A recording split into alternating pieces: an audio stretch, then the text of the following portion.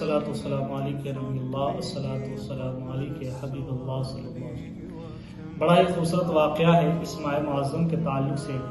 غور سے سنیں تو انشاءاللہ تعالی ہمارے اندر بھی مصطفیٰ علیہ السلام سے محبت اور اللہ تبارک و تعالیٰ کی عبادت و ریاضت میں ذوق اور شوق پیدا کرے گا۔ حضرت طلحہ رضی اللہ تعالیٰ عنہ نے اس روایت کو بیان فرماتے ہیں،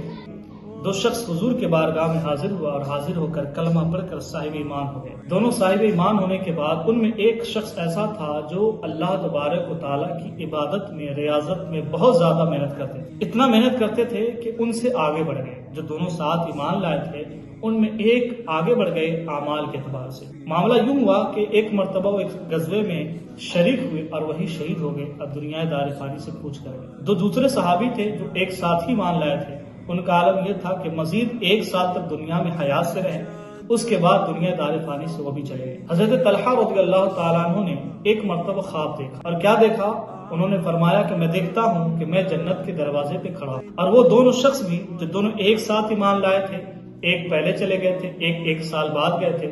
دونوں شخص جنت کے دروازے پہ کھڑے۔ جنت کے دروازے کے اندر سے کوئی آتا ہے اور جو بعد ایک سال دنیا سے گئے ان کو پہلے جنت میں لے جاتا۔ ان کو بڑا حیرت ہوا، تجسس ہوا، تعجب میں پڑ گئے اور سوچنے پر مجبور ہو گئے کہ جو دنیا میں عبادت میں ریاضت میں اول نمبر پر تھے، جن کا دور دور تک مشہور تھا کہ وہ اللہ تبارک و تعالیٰ کی خوب عبادت اور ریاضت کرتے، دوسرا مزید ایک سال زندہ رہے اور انہوں نے اتنی عبادتیں نہیں کی، اتنی ریاضتیں نہیں کی، پھر بھی وہ جنت میں اول نمبر پر جا رہے۔ یہ بات نبی پاک صاحب اللہ صلی اللہ علیہ وسلم کی بارگاہ میں حاضر ہو کر عرض کیا، رسول اللہ میں نے ایسا خواب دیکھا ہے کہ دونوں صحابی ایک مرتبہ ہی کلمہ پڑھ کر صاحب ایمان ہوئے، اور ایک عبادت و ریاضت میں زیادہ تھے اور ایک مزید ایک سال دنیا میں حیات سے رہے، لیکن میں نے یہ دیکھا کہ جو شہید کے مرتبے کو پہنچ چکے تھے اور جنہوں نے اعمال میں بھی بہت زیادہ حصہ لیا تھا، وہ آخر میں اور جو مزید ایک سال دنیا میں رہ کر نارمل انتقال ہوئے، اول نمبر پر جنت میں جا رہے۔ یہ بات مجھے بہت حیرت میں ڈال دی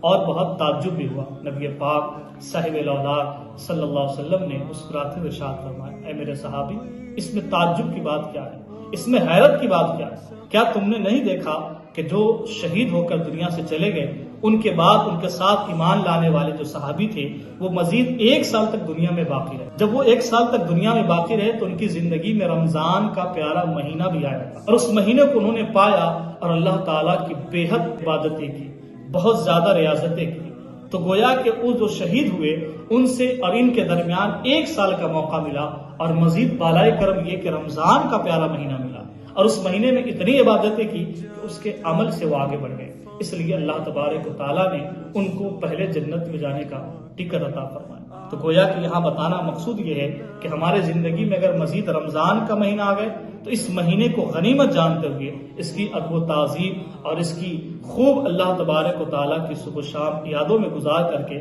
اپنے نام اعمال میں اتنا ذخیرہ عمل کر لے کہ تاکہ اللہ تعالیٰ ہمیں ان تمام نعمتوں کے بدلے میں اللہ تبارک و تعالیٰ ہمیں کل قیامت کے دن جنت میں جانے کا پروانہ عطا فرمائے۔ اللہ تعالیٰ ہم سب کو اس ماہ معظم کی ادب و تعظیم کی توفیق عطا فرمائے۔